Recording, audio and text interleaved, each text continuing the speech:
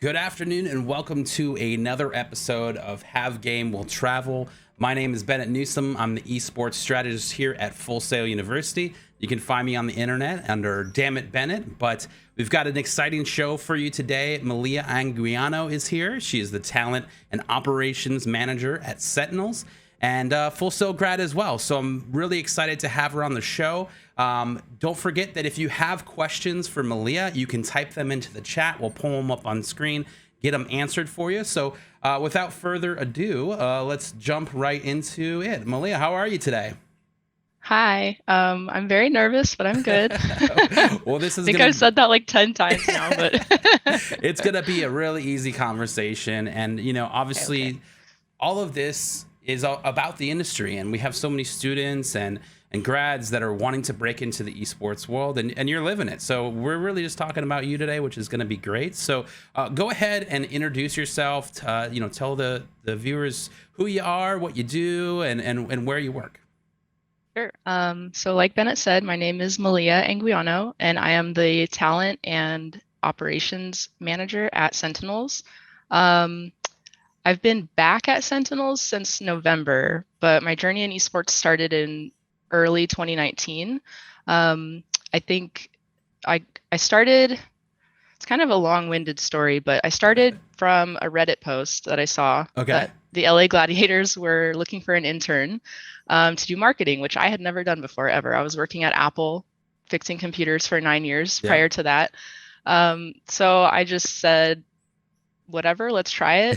Fixed up my resume, applied for it, got the internship, and then that led to that was with LA Gladiators, which was managed by Sentinels at the time. And then that led to a full-time position there as a digital marketing coordinator. Then that led to operations manager. And then I think it was November of 2020 is when I left Sentinels to go work at Gen G for a year as the talent and community strategy manager. So I'm sure we'll talk about all that stuff in more detail. But then November of last year, I came back to Sentinels. So that's my journey in a nutshell. Absolutely, and it's a wild one. You had a kind of a org change halfway through, but now you're back home with Sentinels, which is great. Mm-hmm. So on this show, I always talk about getting into gaming, and for myself, I started gaming at a very early age. My parents had some consoles that I would play, and it really opened up my eyes. How did you get started in gaming? I remember like when I was a kid playing or watching my dad playing Mike Tyson Punch-Out. Yes. Like that's like a very long time ago.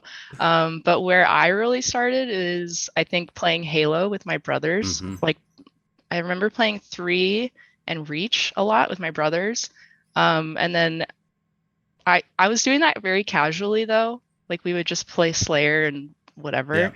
But I think for me, where I like really, really started getting into gaming and paying attention to it and like wanting my own computer, wanting my own gaming stuff is when I started playing World of Warcraft. Okay. And that was in 2009 when Wrath of the Lich King was out. So I have a lot of like, it's hard to point at things when it's behind me, but I have a lot of World of Warcraft things around me. I still play that game to this day. That's awesome. I'm in a really cool guild. Some of my guildies are in chat.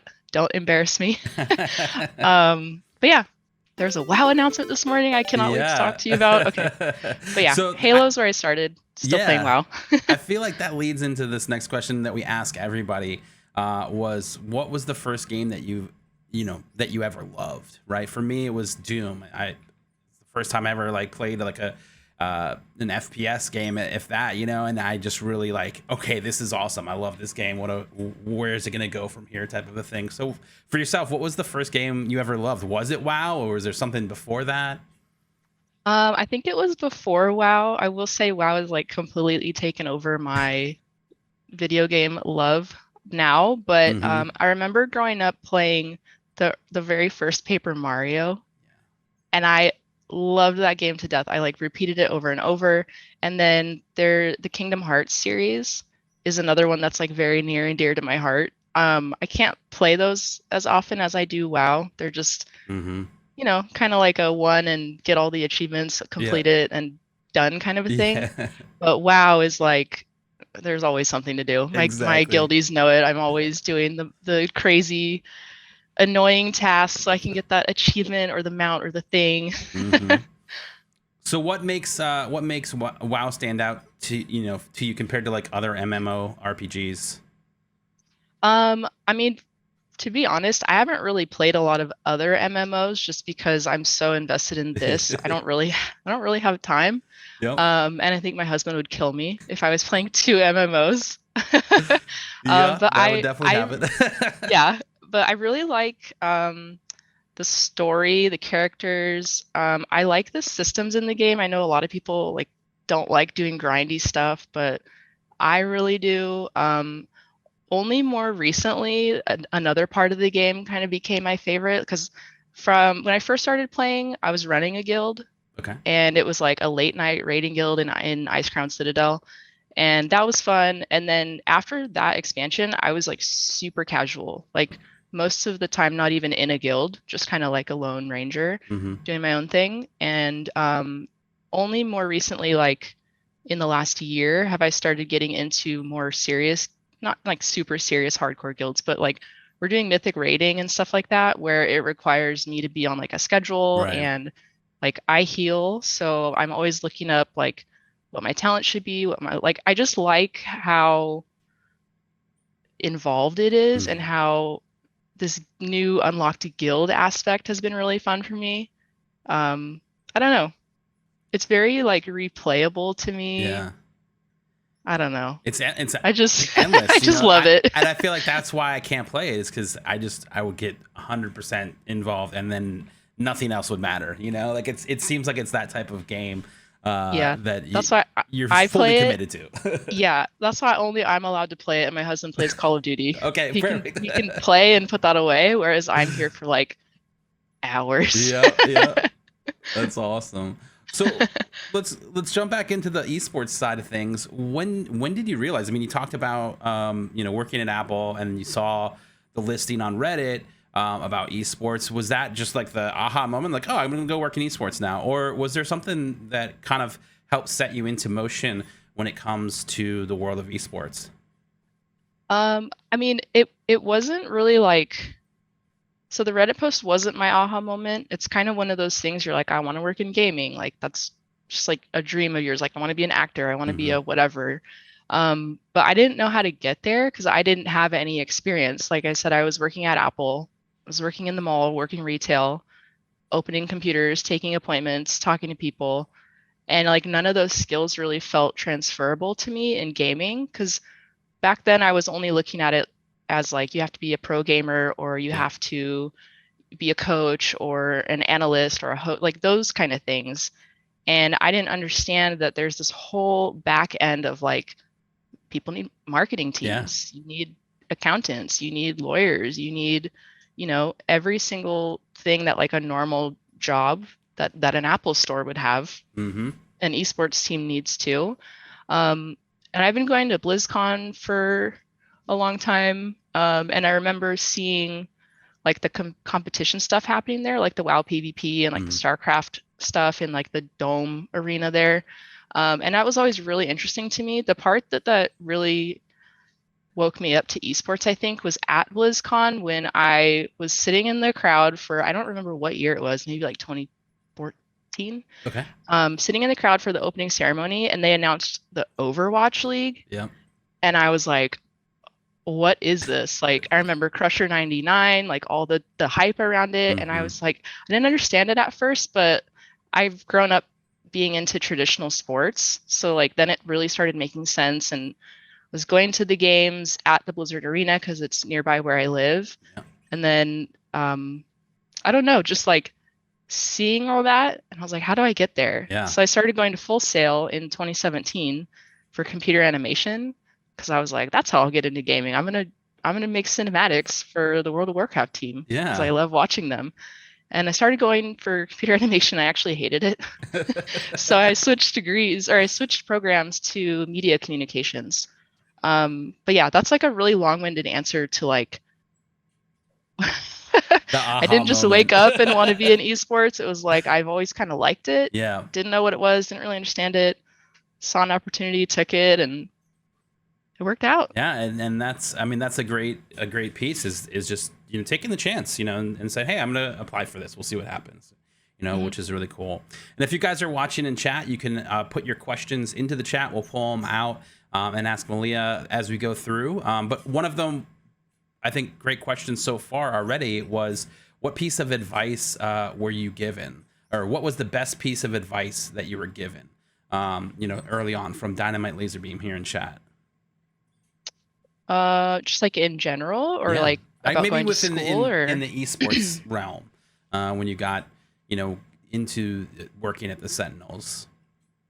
I have like two things. So one is like before I started going to school, and I was like nervous about going to school and just like career shifting from Apple to being an intern. Like, no offense to Sentinels, but getting paid like nothing to do that for a while just because I wanted to be here. But my dad told me, like, when I was really young, he's always said this too: the answer is no if you don't try. So Good. you might as well ask.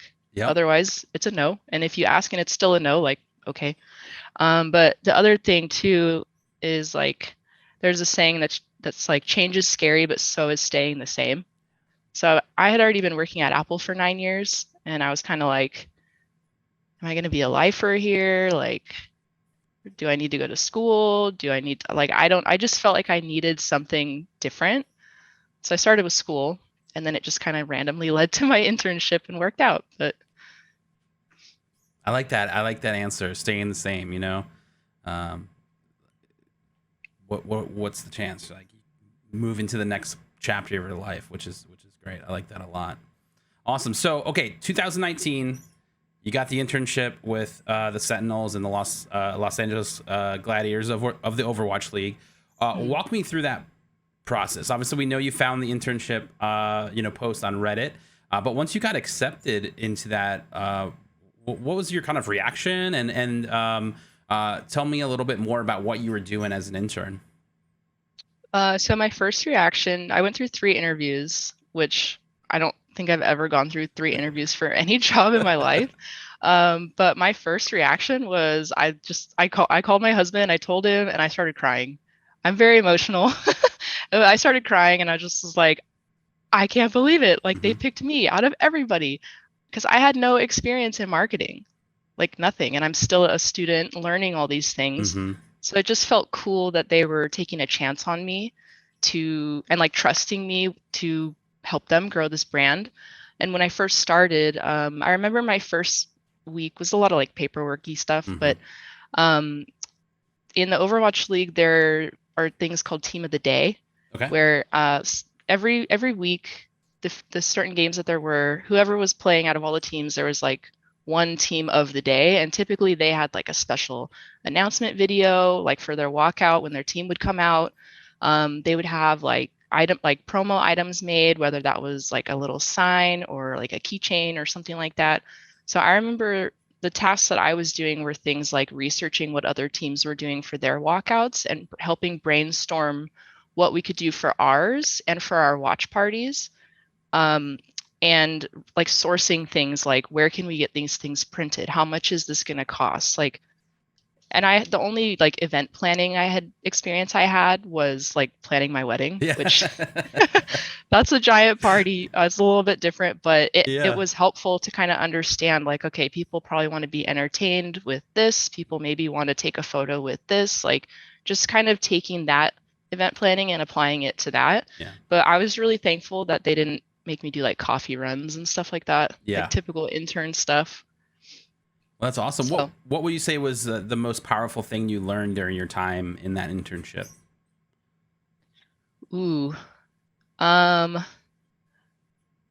something that my old boss Joy instilled in all of us really early on, and we still do this to this day. Like, I just did this at the HCS we were at in December. She doesn't really have like a saying for it, or if she does, I don't remember, but it's something along the lines of like, make people fans early. And that could be with like any small simple gesture, whether you're like interacting with their tweet or saying hi to them at the Blizzard Arena. Specifically, what she meant with that is we would always bring, I don't know if you've ever seen them from BlizzCon, but they're these like giant bags. Yes, I have seen. They're like I they're like I have four one in my foot tall closet. bags. Yeah, I have a ton of them.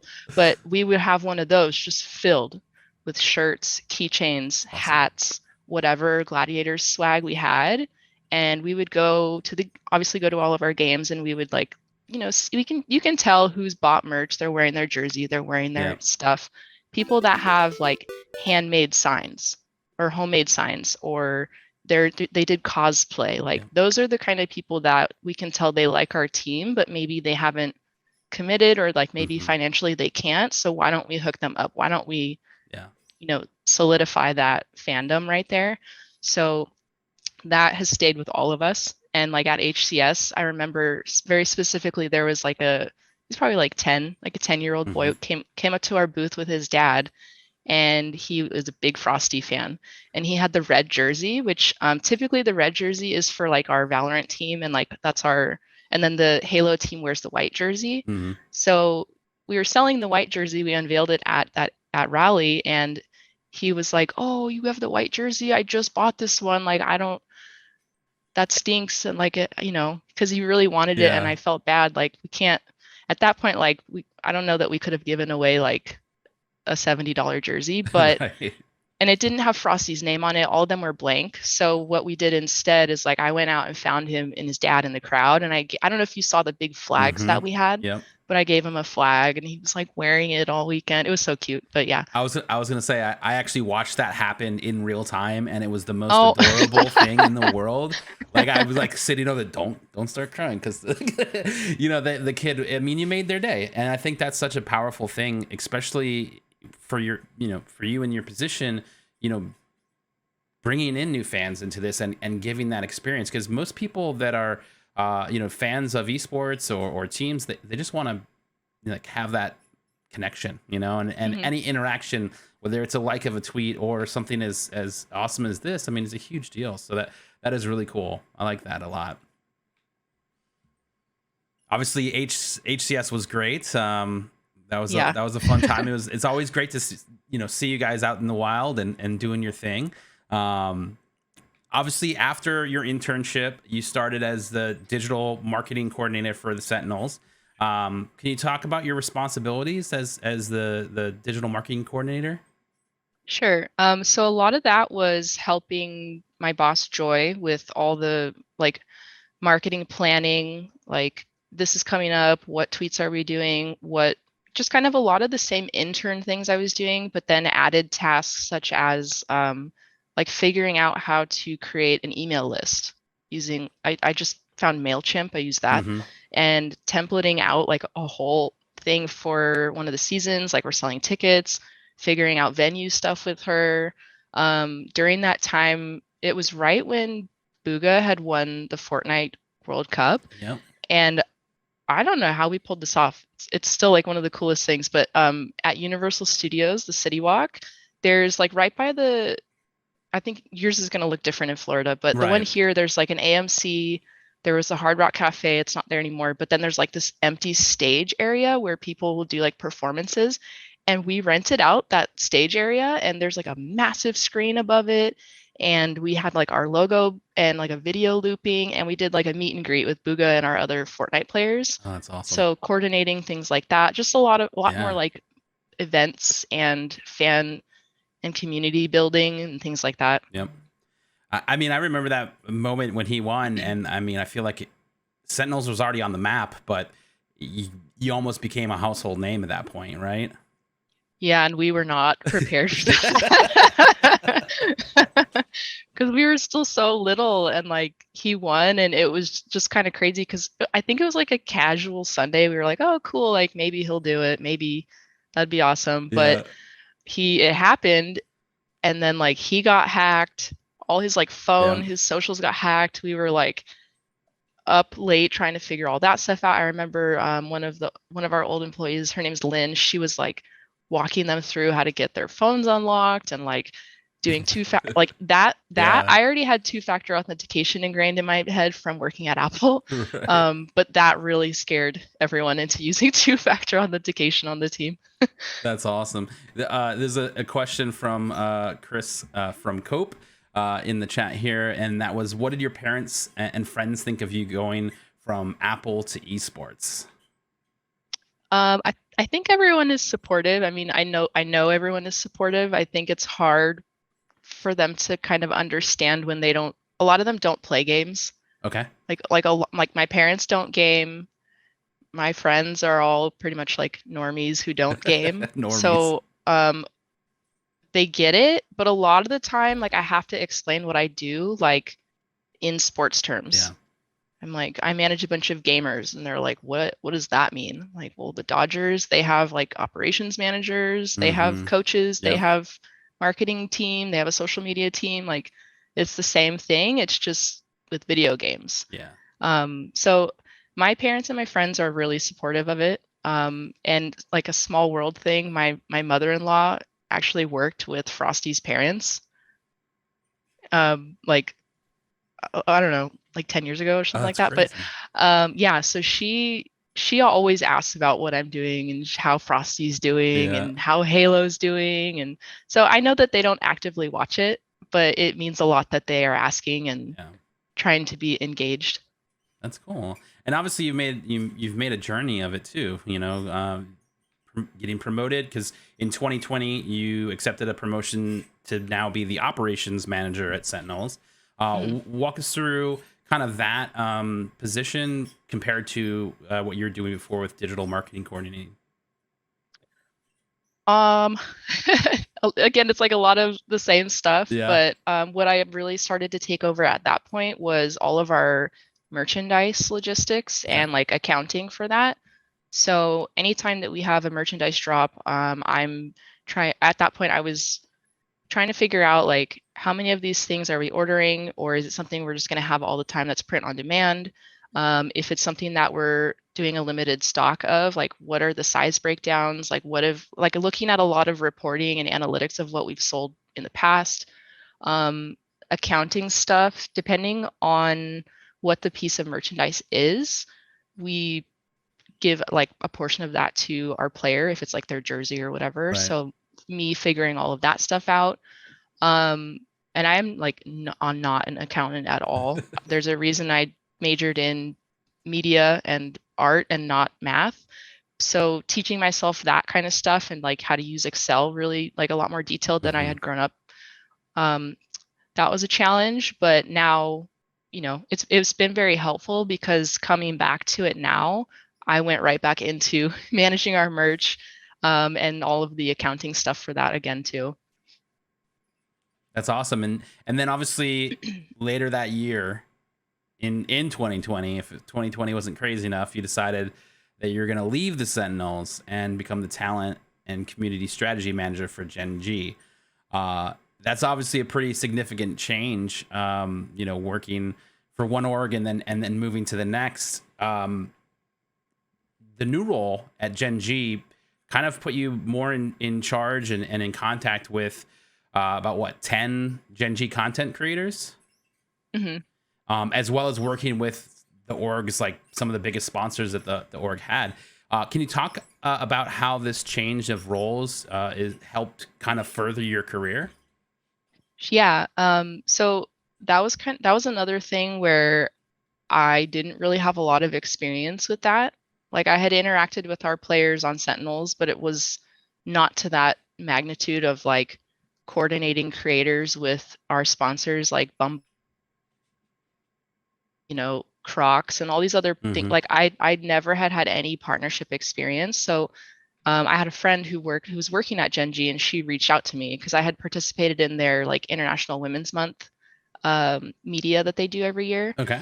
So I think that's where they kind of like saw me. But then my friend who worked there reached out, had me apply, and then I started working there, and it was a lot of like learning on the go, which can be really scary when you go right into a management position of like, I'm your manager, but I don't really know what I'm doing. So I struggled a lot with like feeling like dumb or like I'm not supposed to be there when I was working at Gen G, but and explaining things. And I feel like working with the team of creators and getting exposure to partnerships really helped me a lot because at the time with Sentinels, we were primarily focused on our Valorant team and like just games, just gaming only. We didn't have sponsors at that time, so going to Gen G was a chance.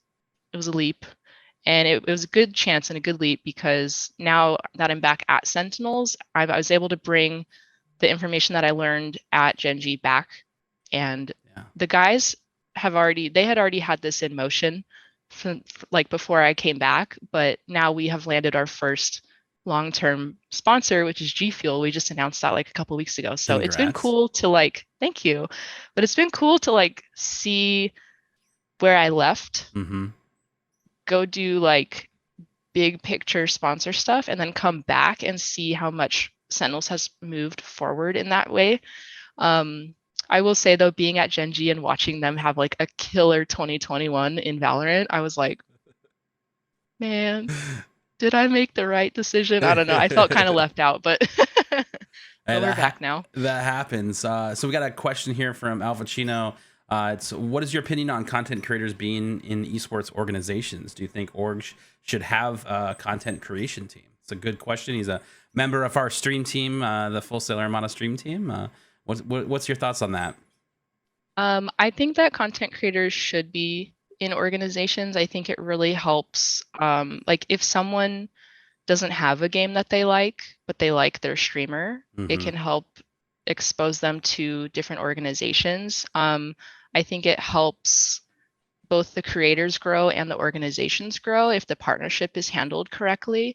When I was working at Gen G, we had Cutie Cinderella on our org, and now she's doing her own thing. She is just glowing, shining. She just hosted like her own gaming awards, esports awards. The streamer awards, and she had like everything planned out, and the way that she does her content was so impressive to me. And then coming back to Sentinels, we have a few of our own content creators. Like we have Daff, 39 Daff. And I hadn't actually heard of her before Sentinels signed her, which kind of made me feel like I'd been living under a rock because she's very popular.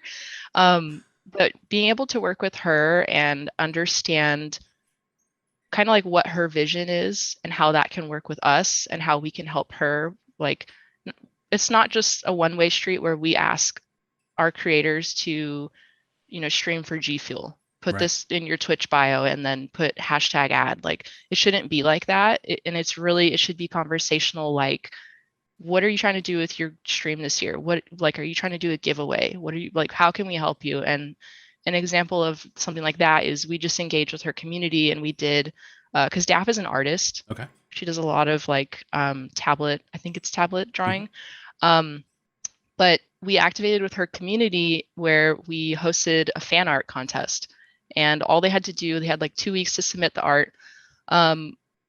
What they had to do is draw anything they wanted, and it just had to have Sentinels in it somewhere. So I think we had like a couple hundred at least submissions. Awesome. And then Daff went through them all on her stream, and she picked 5 winners. So each of them won a custom jersey that has Daff's name on the back, and they got $200. That's awesome. So we're just finding like it's important to have creators for visibility, but I think that it's important to sign them and activate with them in an organic way and not just have them sit on your roster for like clout or something. Yeah, absolutely. And I totally agree with you on that, because I think there's so much that a content creator has to offer, an org, when it comes to bringing that community along for the ride. And, just like this show, we talk about how there's so much more to esports than just being good at the game.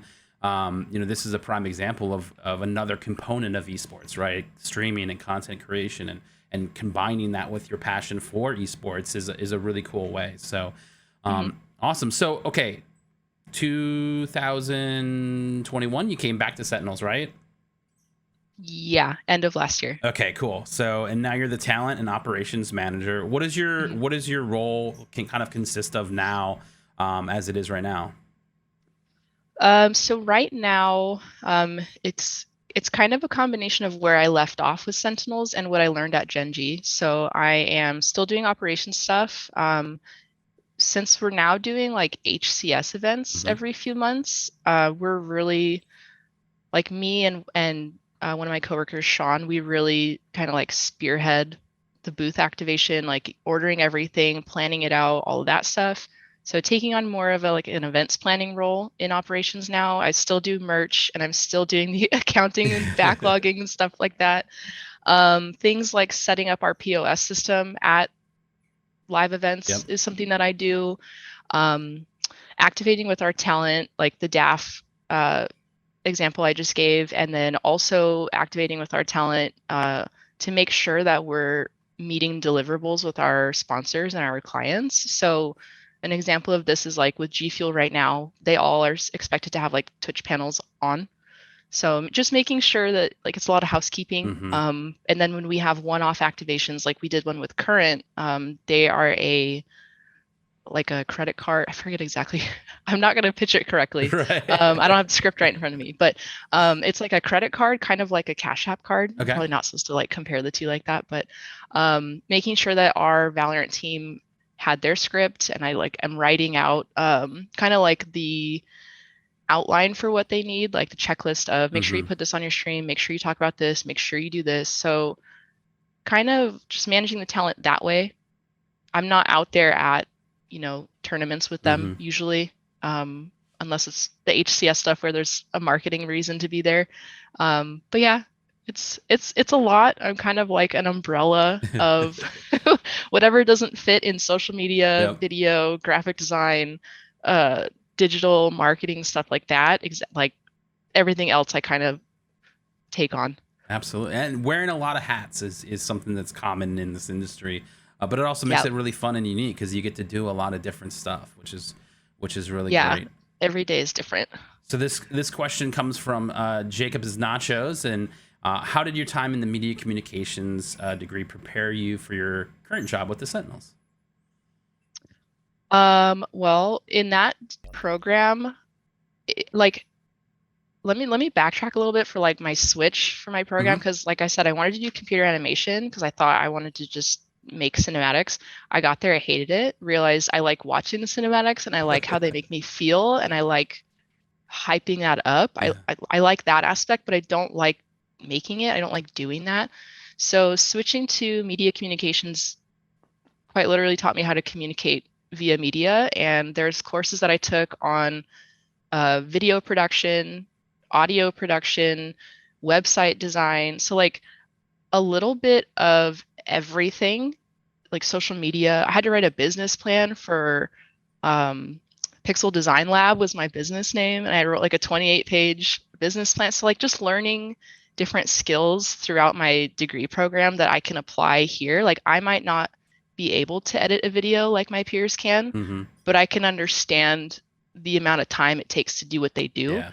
Um, and I'm really glad that I switched because I actually like one of my favorite classes I never thought it would be was the audio production class. Okay. I loved that class so much.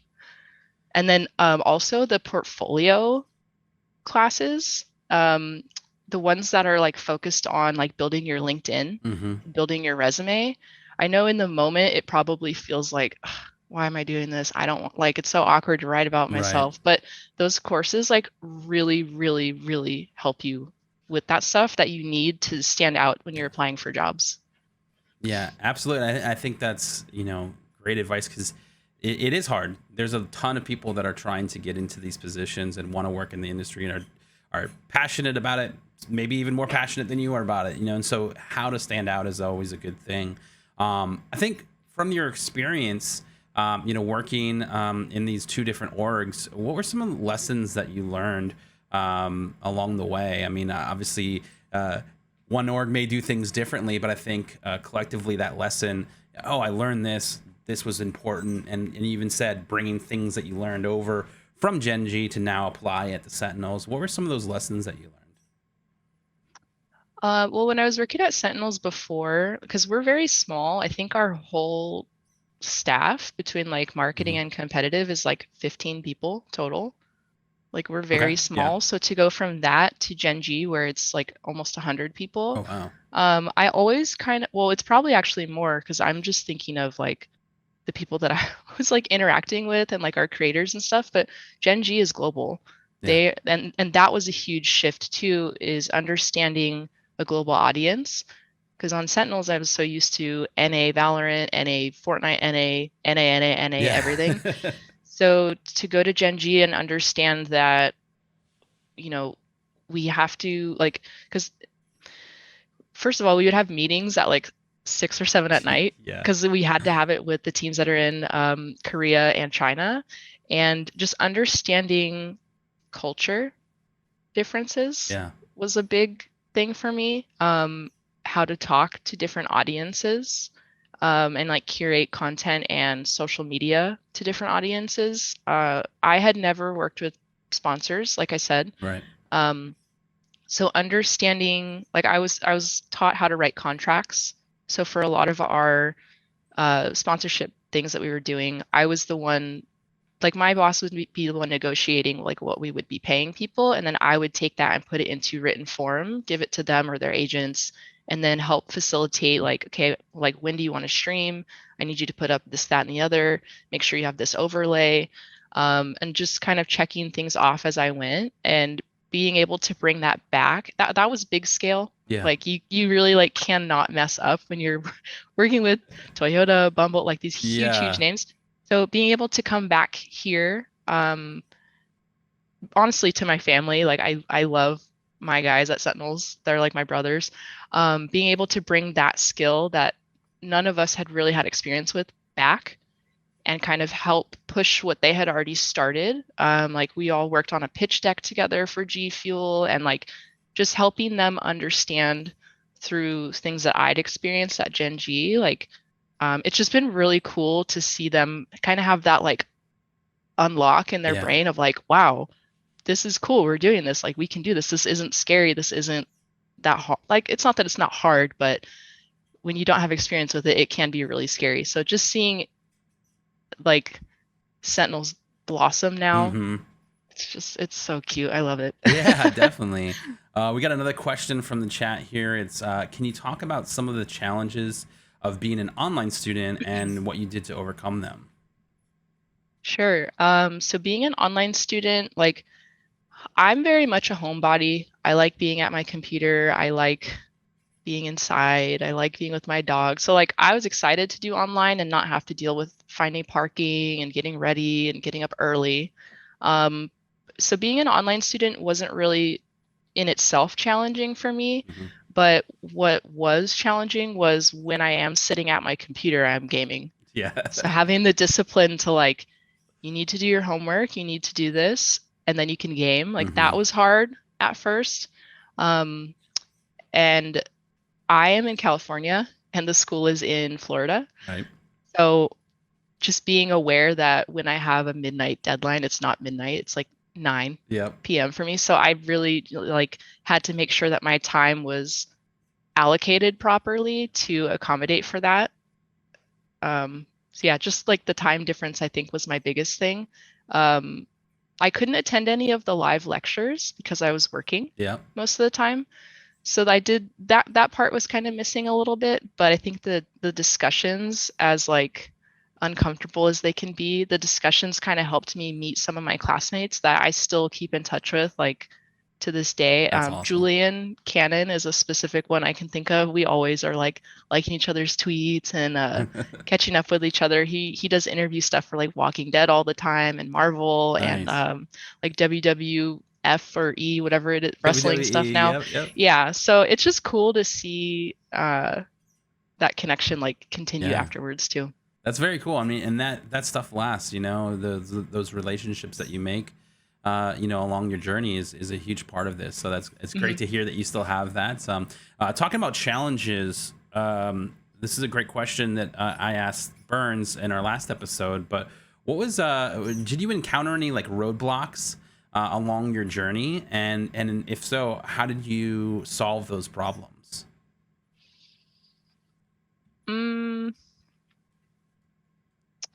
I think I had a roadblock before I came back to Sentinels. Mm-hmm.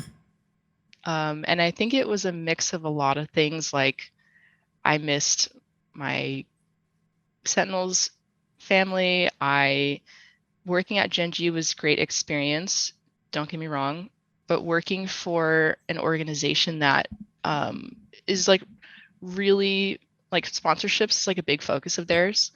And it's fine, but I was just so used to, I don't know, like if you see our Sentinels marketing Discord, it's just like we're just like talking crap to each other all day and like just going from that environment and like being in a situation where it's very professional, like they use Mm-hmm. Slack and like there's just, I don't know. I just kind of felt like I wasn't happy and I was trying to make it work because it was a big opportunity that I took. And then I remember venting to my coworker Sean about it, and I was like, "Man, I don't know what to do.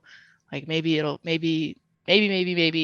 And he just was like, "Well, why don't you ask for your job back?" I was like, "No, I can't do that. That's embarrassing. What are you talking about? Like no way." Yeah. And then I was like, "You know what? Like the answer is no if you don't try." Yep. So I reached out and I asked, and it took a little while, but we we worked it out. And yeah, now that I'm back, I feel just like I weight off my shoulders and I Yeah. get to focus on the games and focus on the events Mm-hmm. and do I just feel like I have a lot more like creative freedom here. Because I thought working at an org where they have like big huge sponsors would be like fun and cool, but it's just like very, there's different orgs, or different orgs operate different, obviously differently, but it just felt very corporate. Yeah.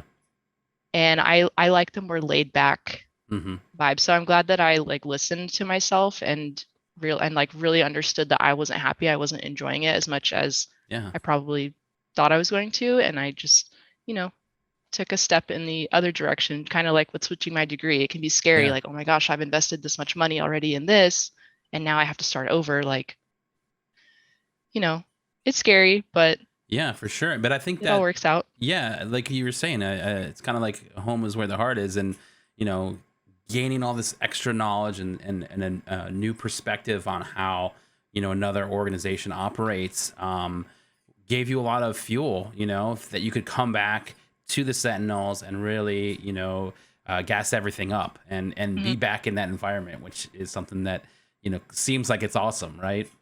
Yeah, it is. Cool. Now, obviously, you've been involved in esports for a while. What are some of the, kind of changes that you've seen in the pro scene from when you started to today, or even back when you first started getting into esports, talking about going to the Blizzard Arena? What are some of the biggest changes that you've seen come from the pro scene? Well, I mean, I don't know much about Call of Duty, but seeing how CDL has kind of Hmm. taken off with, I think Optic just had a homestand, Yep. and I don't know anything about Call of Duty, like I said, but just watching it and watching the crowd get like crazy hyped about it, it like it's very, it's insane to me how things have shifted from like small Halo, like open bracket Hmm. MLG events to like the things I saw at BlizzCon 10 plus years Yeah. ago, where I'm looking at StarCraft and WoW PvP and I don't understand it, but it's cool and it's there. To these like huge productions now. Like if you look at the teams in the Overwatch League or in CDL, a lot of them are owned by like traditional sports teams. Hmm. Like the Gladiators and the Gorillas and the Yep. Guard are owned by the Rams, and or the Cronkies, I guess. And like the Boston Breach has ownership with the Crafts, who like own the Patriots. Yep. So just seeing how far we can go with this has been really cool.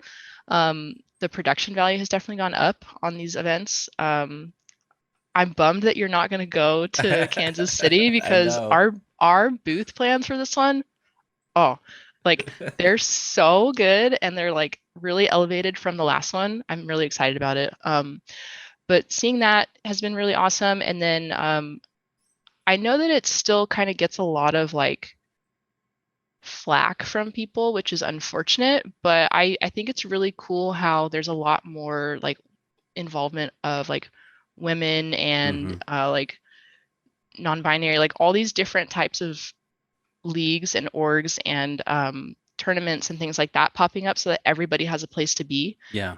When I was working at Gen G, we actually worked really closely with the Gallerants community. Okay. They're like a female-only Discord group, but they have thousands of women or like women identifying who just are there to hang out with their girls and play Valorant, and they do like in-houses and stuff like that. So just seeing that kind of stuff blossom has been really cool too, because it's not the greatest experience to be a woman in gaming most of the time.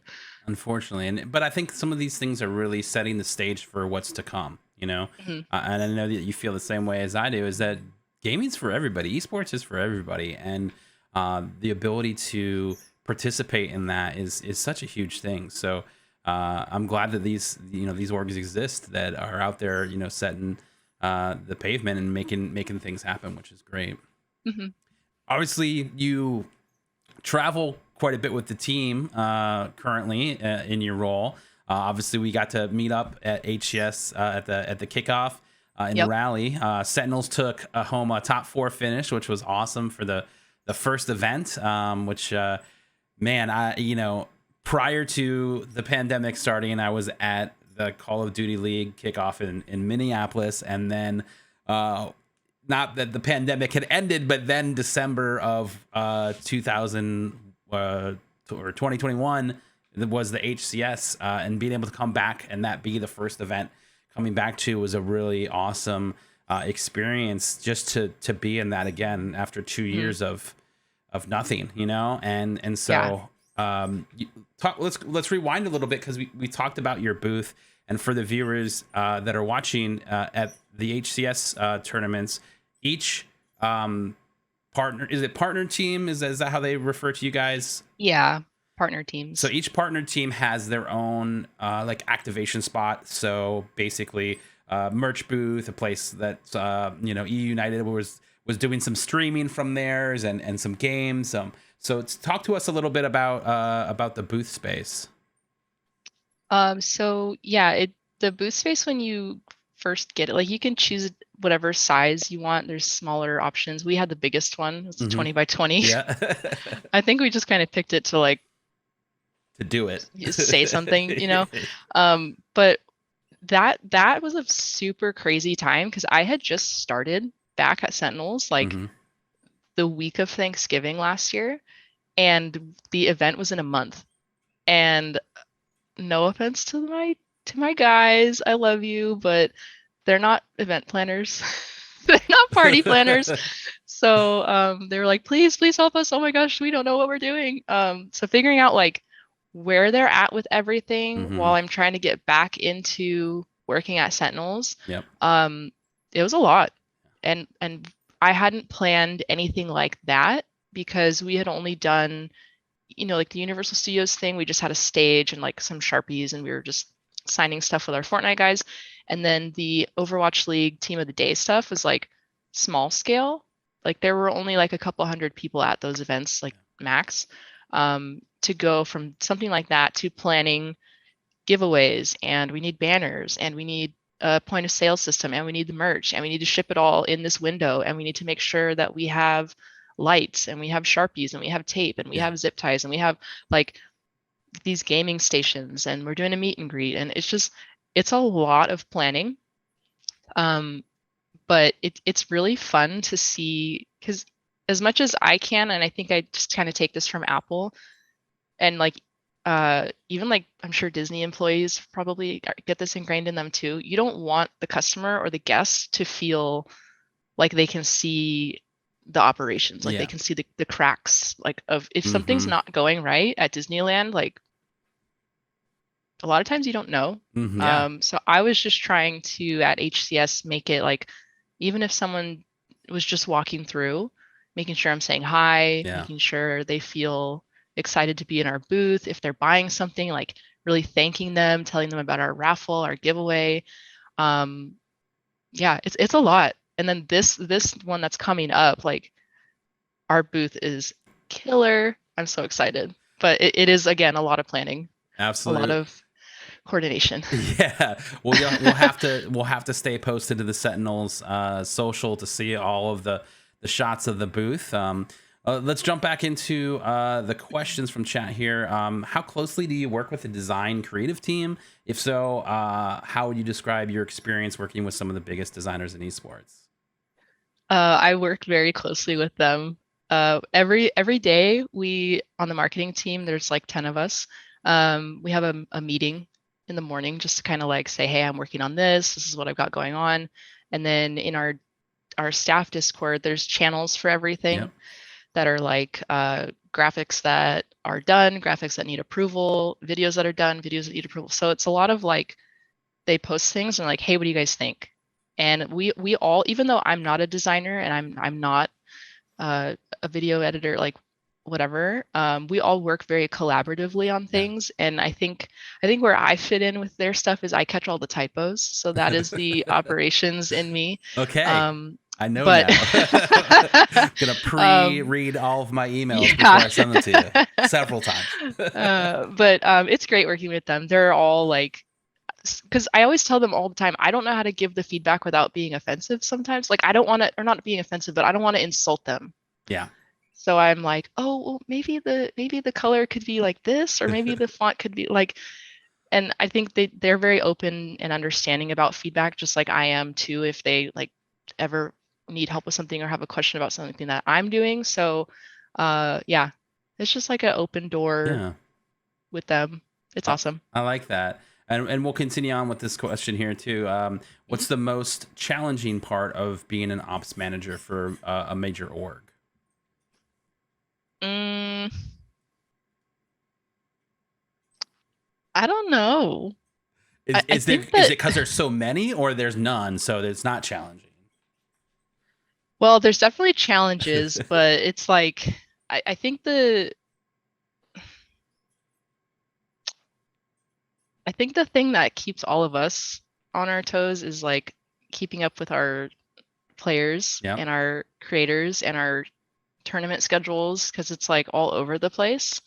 So understanding that we are going to be working on the weekends. Sometimes if we have like a sponsored stream and our talent wants to stream at 10 o'clock at night, like someone's got to be up to make sure that they have everything set up. So sometimes there is a sacrifice with time. Yeah.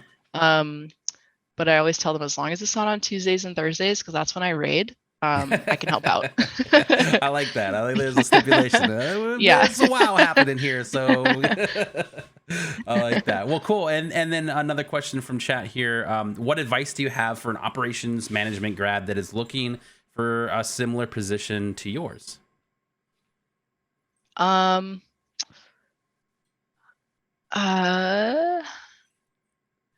This is a tough one because it's hard. Operations can mean something very different for what Sentinels needs it for and what like Gen G or a different organization would need it for. So I would maybe really try to highlight things that you're proud of that you've worked on, like kind of like what I've been talking about is like I worked with this team of creators and I worked with this event that we did at Raleigh for HCS and I did this and that, like just kind of finding things that you've done that don't fit in a category of social media, graphic design, video, like whatever those, because those positions are very different than operations. But yeah, it's tough because like I said, operations can mean something very different. I tried to take a lot of my skills that I had from Apple, like people management, from taking appointments. I know how to like I'm very organized, and I was responsible at Apple for like very thorough note taking and like running testing on computers and phones and making sure that I'm finding all possible options and recommending relevant ones to people. So like at that point I hadn't worked in operations either, but finding a way to take what I know and translate it into like what an org might need or what I feel like they might be missing was really helpful for me while I was trying to like find my confidence and jumping to esports.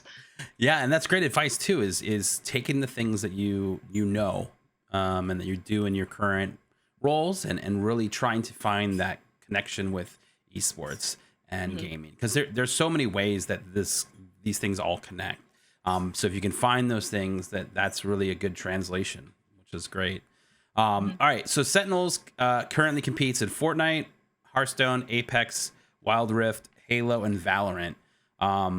It's kind of much like Armada. We have a ton of teams, and for me, it's really hard to choose my favorite. But when no, don't ask me that. But when you attend these tournaments, what is your favorite to watch as a fan?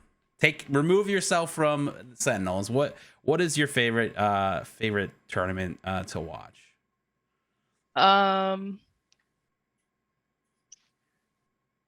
I feel like because I grew up playing it, I want to say Halo. Yeah. And being at that event was really fun. I feel like that game is a little easier to ingest as a fan. Right. Whereas with Valorant, like I do like watching Valorant. I love watching our team play and compete. But I haven't personally played Valorant in like since before they launched Sky and Icebox. Okay. Like it's been a very long time, because that's like right when Shadowlands came out. So I was just like a degenerate after that for World of Warcraft again. But like I'm watching it now, and like I don't personally understand what Chamber does. I don't understand what Yoru does. I've never, so like it's hard for me. Like I enjoy it, but it's hard for me because I don't know all the like nitty gritty. Whereas Halo, I feel a lot more comfortable with that. So I'm gonna pick Halo. Okay, I like it, and it is very fun to watch, and I can definitely understand. It is hard sometimes, especially if you're new to esports and these types of tournaments. That watching. I mean, I could only imagine bringing my parents to a League of Legends tournament and then being like, I have no idea what's going on. Don't ask me about that. Yeah, exactly. So it's just one of those things where if you can identify these small things here and there, I think that's really powerful. As the industry, continues to grow rapidly, more and more students, especially here at Full Sail, are looking to enter into the industry of esports after graduation. What sort of advice would you give them as they start their journey in the industry of esports? I mean, I would say don't be afraid to like network, because esports is very like it probably seems big, but the actual like group of people working in it, the industry, it's pretty small.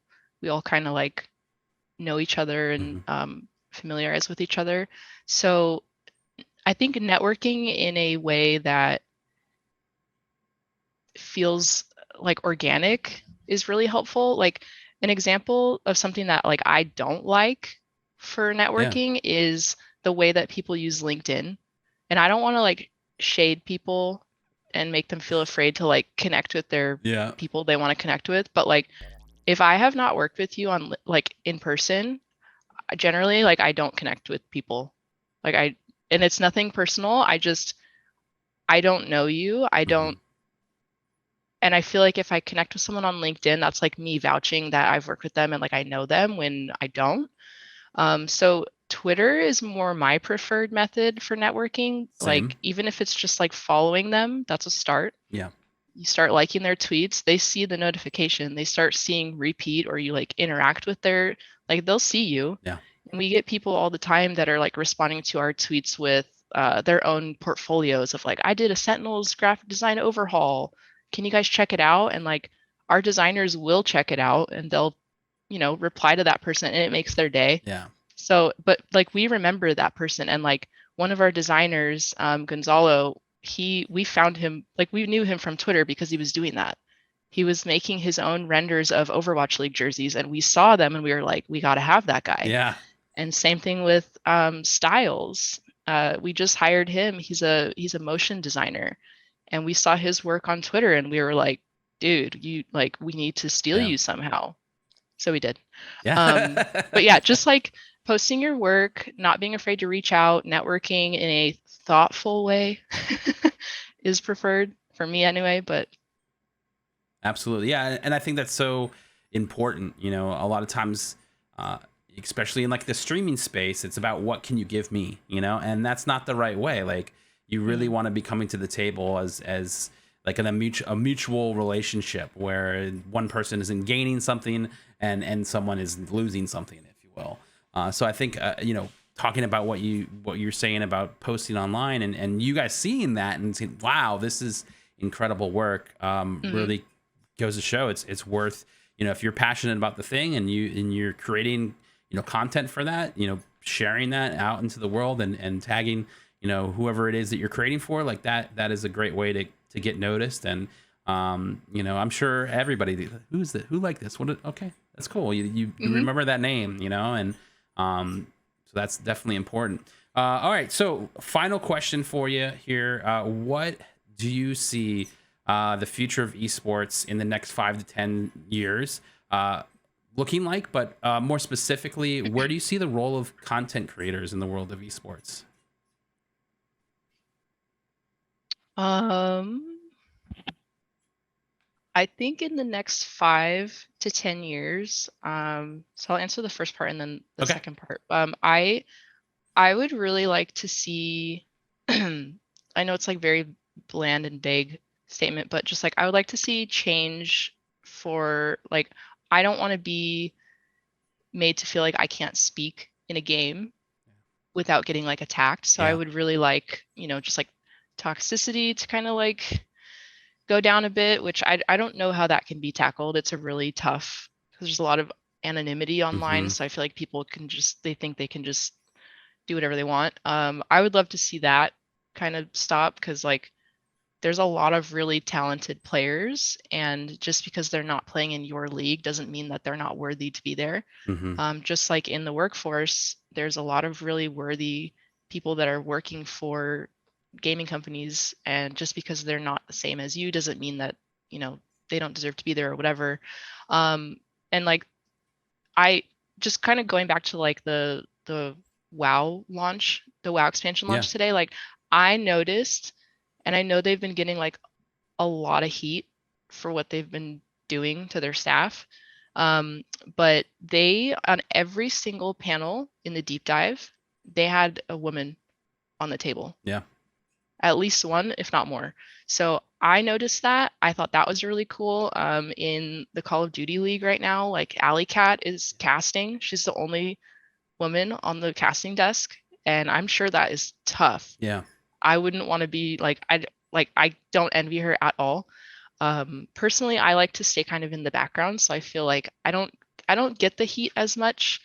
Um, and then I have my safe place with Sentinels and my guys. Like I Right. know that they would, if anyone was to like do anything bad to me, they will get you. Yeah. They And got I your feel back. that, yeah, and like I feel that way with my guild too. Like if I'm getting any kind of like hate or Yeah. negativity, like they will eat you up. So I'm fortunate enough to have that safe space, and I would like to see the whole industry become more of like a safe space where people don't have to feel like, you know, they have to have their shield up or they're on guard all the Yeah. time. Absolutely. And then content creators, I feel like just kind of seeing what 100 Thieves does with theirs, and like I was talking about earlier with Cutie Cinderella, I think having creators on your team is very valuable for visibility and exposure. Um, so I do think that they will continue to be like needed Mm-hmm. and employed in the next 5 to 10 years. Um, I just like I mentioned earlier, I just want that to also kind of be more of like a safe place for them to create and feel included, and not just like we hired you, retweet this, Right. Yeah. you Yeah. know, And I see a put lot of us in that front of your too. audience and that's it. Like I don't like that Yeah. kind of relationship. Yeah, no. And I feel like a lot of things that we see with the content side of things is like the content creator doing content with one of the pros and like mingling in that sense where there's you know, two different perspectives of it but coming together to make something really cool, which is great. Hmm. And then I love what you're saying. I mean, representation absolutely matters, and being able to see that. I remember my niece was over, and we were playing games, and we were watching an Armada stream, and one of our student leaders was a female, and she lit up. she's like, wait, I could do this, Aw. you know, and that was like, whew, you know, but it Mhm. was such a powerful moment, and especially for her, thinking, wait, I could be on a Overwatch team, like that's a thing that I could do, and it's like absolutely. So I love that answer, and you know, and I think, you know, we're making our way. You know, we're taking some steps in the right direction now, and hopefully that can continue as we move forward with all of this. So. Well, Mhm. great. Melia, thank you so much for coming on the show today. I wanted to give you a moment to kind of shout your stuff out, what you're doing, if you want, where people can find you, all of the things before we end here. Sure. So mostly I'm on Twitter, and I'm just at Lady Haxor. The O is a 0 though. But yeah, that's probably the best place to interact with me there. You can connect with me on LinkedIn. Don't be offended if I don't connect with you back though. And then we're going to be at this Halo event coming up in Kansas City. Our team is competing in one of the HCS tournaments. So we're going to have a cool booth there. If you are interested or in the area, tickets are on sale. We have a code. I think it's either Sen or Sentinels. Sorry, I should have been more prepared. But that will get you a discount on your ticket There if you you're go. interested in going. And yeah, I don't know. I don't really have like an elevator pitch ready to go, but It's feel free perfect. to reach out to me on Twitter if you have any questions. I don't know if we were able to get to everybody here, but yeah, just reach out if you have any questions. Awesome. Well, thank you again, Melia, and thank you guys for tuning in, you know, to another episode of Have Game Travel. We will see you next time, and make sure to hit up Melia on Twitter, and have a fantastic rest of your day.